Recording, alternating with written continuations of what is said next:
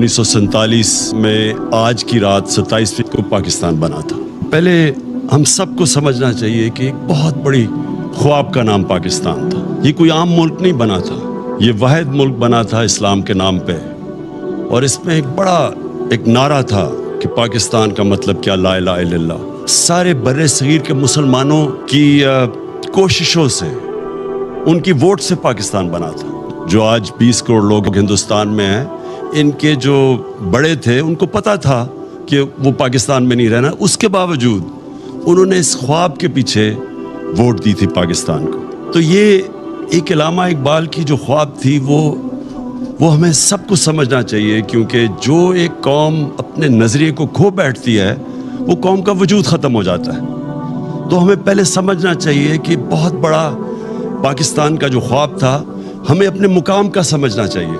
تو آج اس عبادت کی رات میں سب سے آپ سے چاہوں گا کہ آپ دعا کریں پاکستان کے لیے، کہ ہم اس خواب کی طرف جائیں جو بدقسمتی سے ابھی تک ہم نہیں جا سکے۔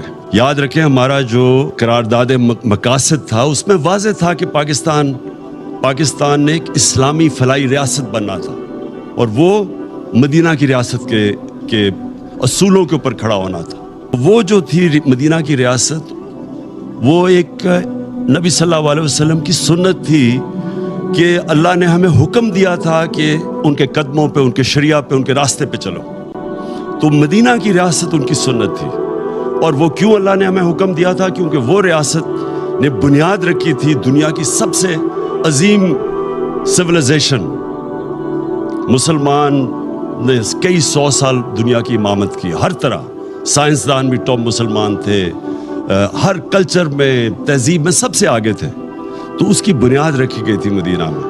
تو یہ پاکستان کو اس اصولوں پہ ہمیں کھڑا کرنا چاہیے تھا۔ ہمیں پہلے لا الہ الا اللہ کا مطلب سمجھنا ہے۔ لا الہ الا اللہ کا مطلب، جب آپ اللہ کے سوا کسی کے سامنے نہیں جھکتے، انسان آزاد ہو جاتا ہے۔ اور جو ہماری یہ زنجیریں جو ہمیں زمین پہ رکھتی ہیں، یہ جب تک لا الہ الا اللہ کا مطلب ہم نہیں سمجھتے، وہ زنجیریں ٹوٹتی نہیں ہیں۔ تو ایک انسان اپنے پورے مقام پہ نہیں پہنچ سکتا۔ سب سے بڑی زنجیر ہے خوف کی زنجیر، موت کا ڈر کہ جی مجھے کوئی ذلیل کر دے گا۔ اللہ نے اپنے ہاتھ میں ذلت رکھی ہوئی ہے۔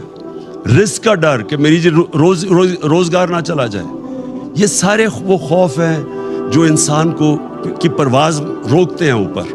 تو جو چیز انسان کو روکتا ہے اپنے مقام پہ پہنچنے کے لیے، وہ لا الہ الا اللہ ایک ایسا چیز ہے جو سب کچھ توڑ دیتا ہے، وہ زنجیریں توڑ دیتا ہے۔